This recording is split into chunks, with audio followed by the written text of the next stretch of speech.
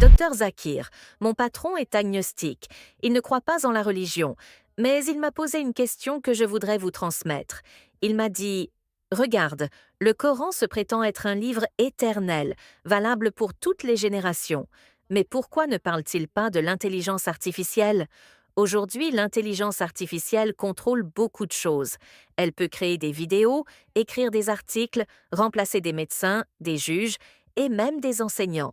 Si le Coran est vraiment une révélation divine, pourquoi n'a-t-il pas mentionné un danger aussi grand? N'est-ce pas la preuve que ce livre appartient à une époque ancienne et qu'il ne peut pas répondre aux défis modernes? D'abord, il faut comprendre une chose essentielle. Le Coran n'est pas un livre de science avec un C, mais un livre de signes avec un S. Si Allah avait voulu inscrire dans le Coran chaque découverte scientifique, chaque équation de mathématiques, chaque loi de physique ou chaque invention technologique, le Coran ne serait pas un livre, mais une bibliothèque infinie. Imaginez, si le Coran devait mentionner les lois de Newton, la théorie d'Einstein, les détails de l'électricité, les secrets de l'informatique, la biologie moléculaire et maintenant l'intelligence artificielle. Il serait si gigantesque que personne n'aurait jamais le temps de le lire. Or, le but du Coran n'est pas de remplacer les bibliothèques humaines. Son rôle n'est pas d'être une encyclopédie, mais un guide divin. Son objectif n'est pas d'expliquer comment programmer un robot ou comment construire un ordinateur, mais de montrer à l'humanité comment vivre, comment adorer Allah et comment rester sur le droit chemin. Mais attention, cela ne veut pas dire que le Coran est silencieux sur la science. Au contraire, il contient de nombreux versets qui parlent du ciel, de la création de l'homme, de l'eau, des astres, de l'embryologie. Et chaque fois, ce qu'il affirme est juste. Et c'est là la règle fondamentale. Tout ce que le Coran dit est vrai, et jamais la science ne pourra le contredire. Et mieux encore, dans plusieurs domaines, le Coran a mentionné des vérités qui n'ont été découvertes que des siècles plus tard. C'est ce qu'on appelle un miracle scientifique du Coran. Mais Allah n'a pas pour mission de lister chaque invention humaine. Il donne des signes, pas une encyclopédie. Prenons maintenant un exemple concret qui montre comment le Coran et la loi islamique sont toujours en avance sur l'humanité. Il y a quelques décennies, les gens disaient « Regardez comme la charia est dépassée. Elle n'accepte pas les vidéos comme preuve principale en justice. Elle exige des témoins humains. Pourtant, une caméra ne ment pas. » Beaucoup critiquaient cette règle en disant que la vidéo était plus fiable que la mémoire d'un homme. Mais qu'a dit l'islam? La vidéo peut servir de preuve secondaire, mais jamais de preuve principale. Le témoignage direct d'un être humain reste supérieur. À l'époque, beaucoup se moquaient. Mais aujourd'hui, avec l'intelligence artificielle, nous voyons la sagesse divine. Car avec l'IA, on peut créer des vidéos totalement fausses. On peut fabriquer une image ou un enregistrement d'une personne en train de voler, de tuer ou de commettre un crime, alors qu'elle n'a jamais rien fait. Aujourd'hui, les juges et les tribunaux commencent eux-mêmes à douter de la vidéo, car ils savent qu'elle peut être manipulée par les machines. Exactement ce que l'islam avait déjà prévu il y a 1400 ans. C'est cela, la différence entre une loi humaine et une loi divine. L'homme pense toujours que sa technologie est infaillible, jusqu'à ce qu'il découvre ses limites. Mais Allah, lui, connaît déjà l'avenir. Il savait qu'un jour viendrait où les images et les vidéos pourraient être truquées.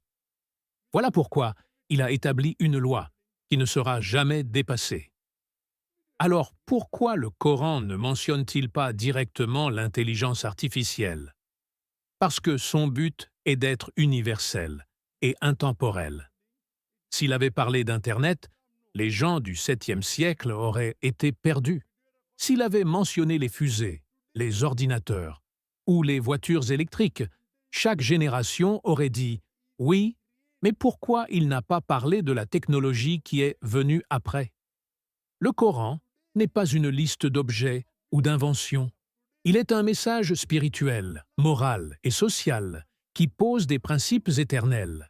Ces principes s'appliquent à toutes les époques, même lorsqu'apparaissent des réalités nouvelles, comme l'intelligence artificielle. Et c'est là son miracle. Malgré les siècles, malgré toutes les révolutions scientifiques et technologiques, le Coran reste toujours juste, toujours adapté, toujours supérieur. Aucune découverte ne peut le contredire. Et certaines découvertes, au contraire, ne font que confirmer sa véracité. Ainsi, le fait que le Coran ne mentionne pas l'IA n'est pas une faiblesse, mais une preuve de sa sagesse. Parce qu'il ne s'enferme pas dans une époque, il traverse toutes les époques. Alors, que répondre à ceux qui disent « le Coran ne parle pas d'IA, donc il est dépassé » Il faut leur dire « le Coran n'a pas besoin de nommer chaque invention humaine. Il n'est pas un manuel technique, il est un guide divin.